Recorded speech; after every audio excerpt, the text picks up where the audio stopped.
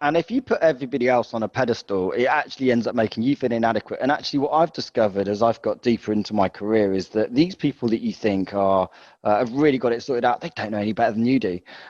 They don't know any better than you do. They just have a way of making you believe that they do. So I think that you've got to be really, really careful that you don't end up in this culture as a CISO where you're comparing yourself to other CISOs and you're saying, well, actually, they do it that way. They know what we're doing and I don't. Because I can guarantee that 9 times out of 10, that just isn't true. That isn't reality. Like, no one really knows what they're doing. They're just trying to find the best way of making it work.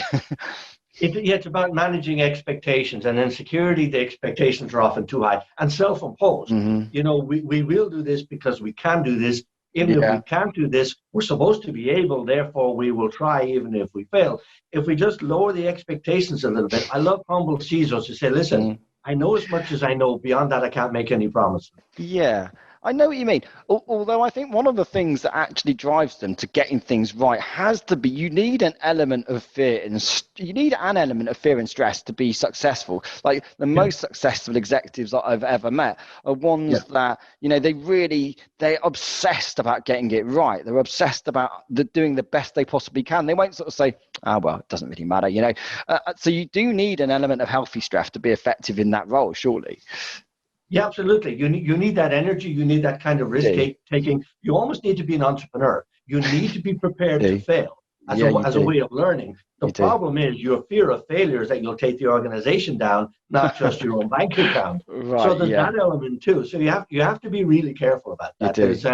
And when it comes back to energy, when it comes to stress, the adrenaline of that job raises your cortisol. And it comes down again, and it goes up and it comes down. And that's healthy cortisol. You're right. You need that surge of energy and the clarity of thinking that adrenaline gives you. But when it remains elevated, it goes the opposite way. There's no more clarity of thinking. Your mind gets cloudy. Your confidence gets shattered. And that's when your 18-month hits and you say, I can't think straight for this organization anymore. I'm not an asset. Time to move on. I also think the other thing that's really important, I think just generally CISOs, just in executives in general, is understanding that definition between urgent and important as well. And just being really, really conscious of what it is you're actually going to spend your time on to have the maximum impact. And it might seem like there's some things that seem like they're really, really, really, they masquerade as being important just because they're urgent, but they're not. And I think that it's really important that you understand to prioritize the things that you really need to do to be effective. And just accept that there's some things you can't get done and you won't get done, and that's okay. And accept that. That's important. I've got a great analogy here. So I lived in California for years, and fires are a major problem. They're a major problem there now. I remember talking to one friend who's a firefighter, asking him how he decides which fire to go to because they're everywhere. And he says, well, you can have 5 fires exactly the same size.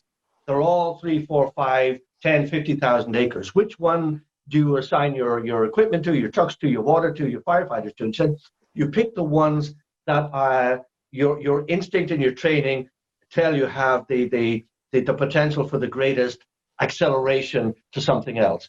So if you've got 5,000 burning in the wilderness, there's nothing in the wilderness to protect. If you've got 5,000 burning, if the wind takes it to a neighborhood, you focus on that one. And you're absolutely right. You have to identify the difference between important and urgent.